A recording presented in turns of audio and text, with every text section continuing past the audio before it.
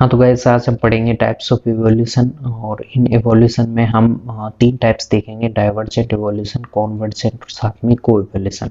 सबसे पहले आपको पता होना चाहिए जाति का जो क्रमिक विकास होता है वो उसे आप इवोल्यूशन बोलते हैं और ये विकास कई सारे प्रोसेस से होकर निकला होता है। उसमें आपके नेचुरल सिलेक्शन मोस्टली होता है, इन्वायरमेंट के साथ में उसके कई सारे इंट्रैक्शन होते हैं। तो हम यहाँ पे तीन टाइप्स देखेंगे। डाइवर्जेंट जिसे आप कौन सा इवोल्यूशन बोल सकते हैं, डाइवर्जेंट यानी बिखरा हुआ यानी कि अपसारी उद्विकास, कॉन्वर्जेंट यानी कि अभिसारी उद्विकास, कोइवोल्यूशन यानी कि सह उद्विकास। सबसे पहले आते हैं हम कॉन्वर्जेंट इवोल्यूशन। तो यहाँ पे आप देख सकते हैं species with different ancestor become more similar. ऐसी स्पीसीज जिनके पूर्वज अलग अलग हैं लेकिन वो सेम एनवायरनमेंट होने की वजह से समान दिखने लग जाती हैं, तो उसे क्या बोलते हैं हम, कॉन्वर्जेंट इवोल्यूशन।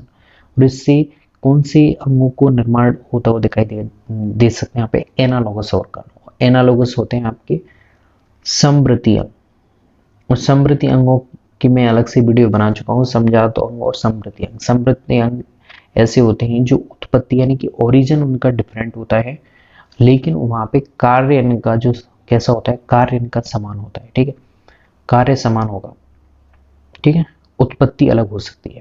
जैसे हम यहाँ पे बात करें शार्क और डॉल्फिन की, तो ये एक एनवायरनमेंट में है। यहाँ पे जैसे ओशियन जल में है तो जल में एक ही एनवायरनमेंट है, इसीलिए इनमें एक समान संरचना का निर्माण होता है फिन का, जिन्हें आप क्या बोलते हैं, फिन। और फिन है ये इन्हें तैरने में मदद करती हैं, जो इन्हें रेजिस्टेंस कम प्रदान करती हैं। जैसे आप देख सकते हो ये भी फिन है और ये भी फिन है, ये आपकी डॉल्फिन है। ठीक है, ठीक है, ऊपर वाली डॉल्फिन है और ये नीचे वाली शार्क है, लेकिन इनकी फिन से है वो सेम है और वो कार्य क्या कर रहे हैं, उन्हें तैरने में मदद कर रहे हैं, उनका कार्य समान है। तो कॉन्वर्जेंट इवोल्यूशन कैसा है, देखिए इस तरह से इवोल्यूशन होता है, यानी कि ये आपकी अलग अलग स्पीसीज हैं जिनके अलग अलग एंसेस्टर हैं लेकिन एनवायरनमेंट समान है, यानी ये एक ही जल में है, तो ये इनमें ऐसा विकास हो जाएगा, ऐसे एक जैसा।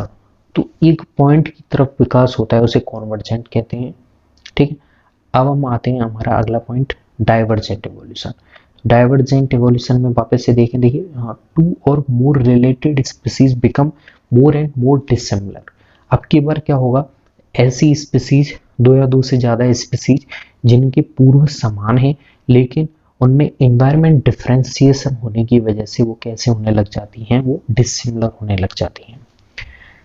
जैसे अब इनसे कौन से अंगों को उत्पत्ति होती दिखाई देगी, यहाँ पे अब की बार समजात अंगों को बढ़ावा मिलेगा, यानी कि आपके डाइवर्जेंट इवोल्यूशन से समजात अंगों का निर्माण होता है जबकि कॉन्वर्जेंट इवोल्यूशन से समवर्ती अंगों का निर्माण होता है। इसका एग्जांपल है finches on Galapagos island. Island पे जो गैलापागोस आइलैंड जहाँ पे आपके डार्विन गए थे बीगल नामक समुद्री जहाज पर, वहां पे ये उन्होंने देखा कि एक ही पूर्वज से उत्पन्न हुई ये फिंचेस हैं, उनकी चोंचों में, यहाँ पे आप देख सकते हैं उनकी चोंचों में डिफरेंशिएशन था।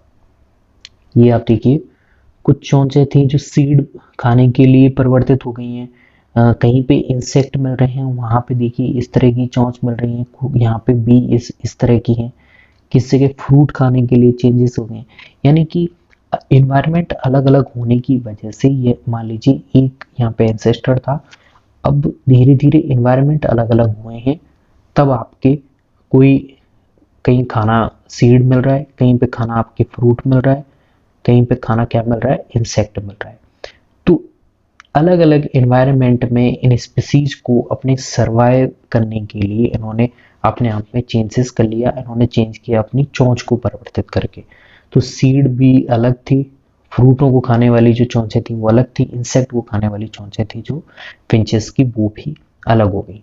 तो यहाँ पे आप देख सकते हैं कैसा है, अलग है। और होमोलोगस ऑर्गन क्यों कह रहे हैं, क्योंकि यहाँ पे उनकी ओरिजिन सेम हुआ है, यानी कि उत्पत्ति समान है लेकिन कार्य सभी का डिफरेंट है, कार्य अलग अलग है। कार्य क्यों अलग अलग है, तो ये ओरिजिन समान क्यों है, क्योंकि वो एक ही पूर्व से उत्पत्ति हुई है इसलिए, लेकिन कार्य, कोई फ्रूट खा रही है किसी चोंच के द्वारा, किसी के द्वारा फल, किसी के द्वारा कीट, तो उनका कार्य अलग अलग हो गया है। तो इसीलिए हम इसे क्या बोल रहे हैं, डाइवर्जेंट इवोल्यूशन। डाइवर्जेंट किस तरह से होता है, यानी कि फैलना, ये एक पॉइंट है फिर इस तरह से विकास हो रहा है। और कॉन्वर्जेंट क्या कहते हैं, एक पॉइंट की तरफ जाना। ये अलग अलग एनवायरनमेंट की स्पीसीज हैं जिनके पूर्वज अलग अलग हैं, लेकिन वो धीरे धीरे एक स्पीसीज यानी एक जैसी सिमिलरिटी वाली स्पीसीज की तरफ बढ़ती हुई जाती है, क्योंकि उनका एनवायरनमेंट समान है। समान एनवायरनमेंट होने की वजह से उनमें एक जैसी स्ट्रक्चर का निर्माण होने लग जाता है जो कार्य सेम करे।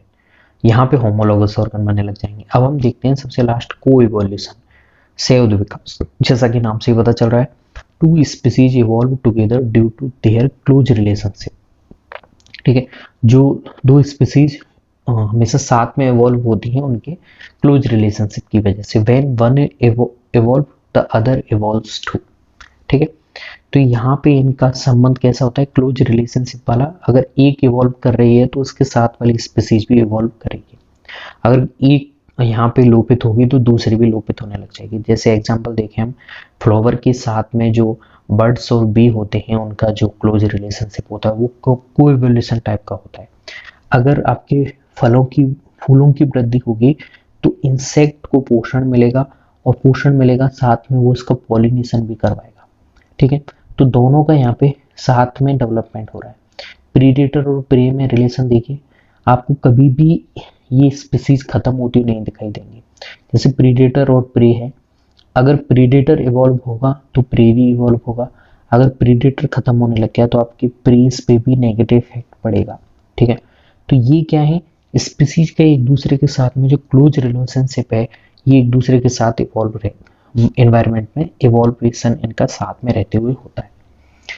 तो ये फूलों के पॉलिनेशन के साथ रिलेटेड हो गया, और ये प्रीडेटर और प्री का रिलेशन हो गया।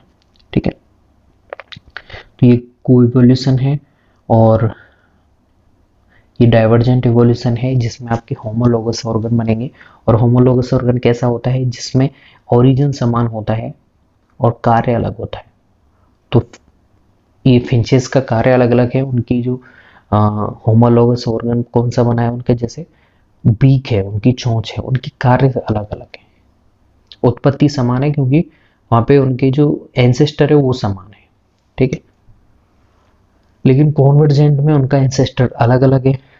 जैसे शार्क और डॉल्फिन, इनके एंसेस्टर अलग अलग हैं। शार्क का जैसे मान लीजिए फिश है, और जबकि डॉल्फिन का कौन है, मैमल्स।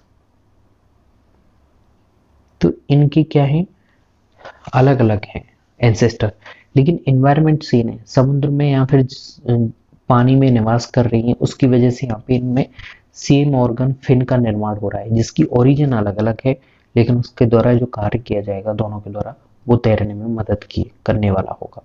जिसे बोलते हैं कॉन्वर्जेंट इवोल्यूशन, जिसमें दो अलग अलग पूर्वजों की स्पीसीज सेम हो जाती हैं क्योंकि इन्वायरमेंट सेम होता है। I hope guys you will get it. If you any problem then comment down below. आगे आने वाली वीडियो में हम कई सारे ऐसे टॉपिक पे डिस्कस करेंगे। थैंक्स।